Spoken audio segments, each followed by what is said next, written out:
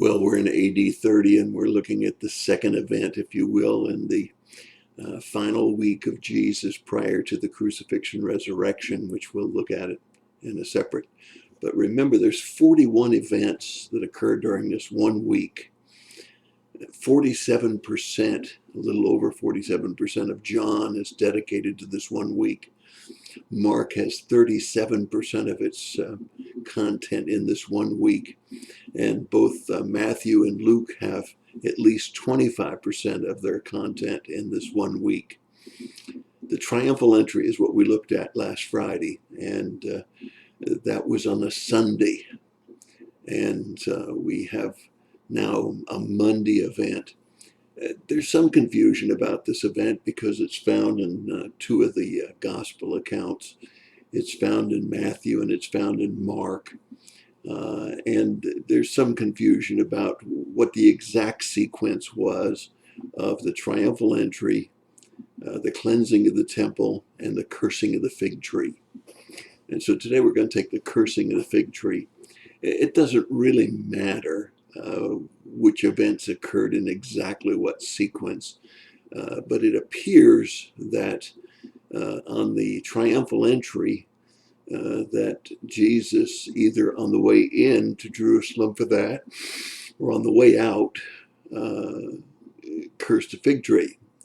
More than likely, according to Mark, it occurred coming out, but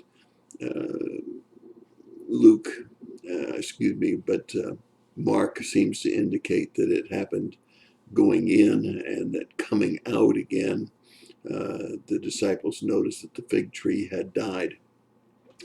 In any case, it's not important. What's important is the symbolism of it and the fact that it occurred. Jesus was hungry, and he looked at the fig tree, and he saw that it was in leaf. And you say, well, why is that significant? Fig tree is quite an unusual tree in the fact that it bears fruit 3 times a year if it's in good fertile soil and good conditions, and has only a very short period of barrenness. Anytime a fig tree is in leaf, it would indicate that it would have figs. The figs actually appear on a fig tree prior to the leaves coming out. And even in the winter months, usually there are figs left on the tree that continue on until it's fig tree time. So when Jesus looked at the fig tree, it was appropriate for him to think that there might be some figs on it. If you've ever been around peach trees or apple trees that have been fully matured, it's pretty hard to clear one off completely. Although I think deer and bear have a better chance of doing it, because the fruit kind of hides in the leaves and it's not always easy to get them off. So it wasn't unreasonable for Jesus to think that there might be some figs on there, and he was hungry. He went to the fig tree and he saw there were no figs. Now, the creator of the heavens and the earth certainly knows that that fig tree either is barren or isn't barren. It was the only way in Israel that you were allowed to cut down a fig tree, as if it was barren, because fruit trees were very important to the Israelites. And so this fig tree could have easily been cut down, although people would take great care not to cut it down if it was bearing. When Jesus saw that it was healthy, was getting nutrient from the soil, was getting enough sun, was getting enough rain, that it was in full leaf, he was disappointed that it was still barren. It appears that when Jesus saw that it was barren, he made it a teaching moment again.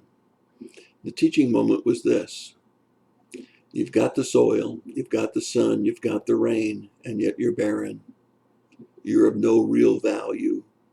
Therefore, he cursed the fig tree. Now, you say, well, it wasn't the fig tree's fault that he was barren. And probably that's true, but he used it as a teaching moment because he allowed his disciples to understand that this is symbolic of the nation of Israel. They'd had everything. They'd had all of the blessings, given a promised land, God's blessings and God's protection over all of those years. And yet when he came, they were barren. They didn't produce any fruit. As a matter of fact, just the opposite. They were critical of Jesus.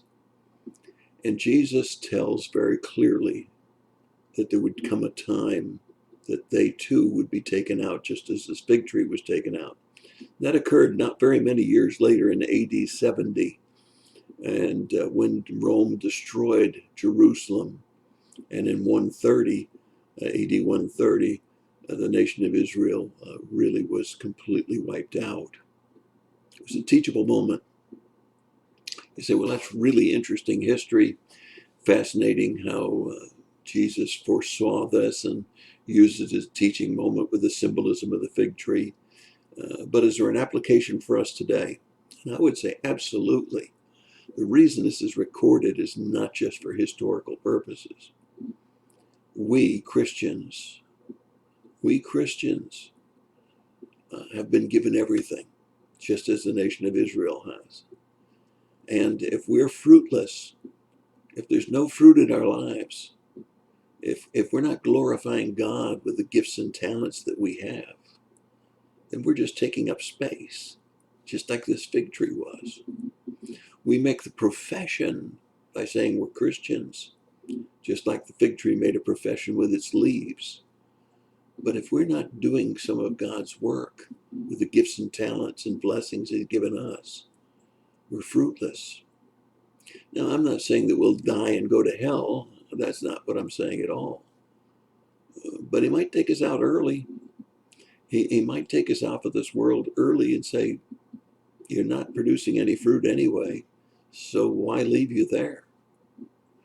I think it's something for us to think about. That's my thought for today. I want to be fruitful. I want to be a fig tree that not only has leaves, but has fruit.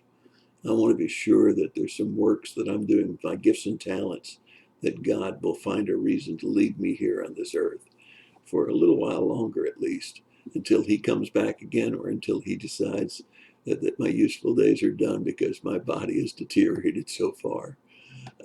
I hope that that's not your case, but also, would you pray for some dear friends? There's a number of people in both Five Forks Baptist Church and in Landrum Church who really need your prayers. God knows all of their names and all of the needs.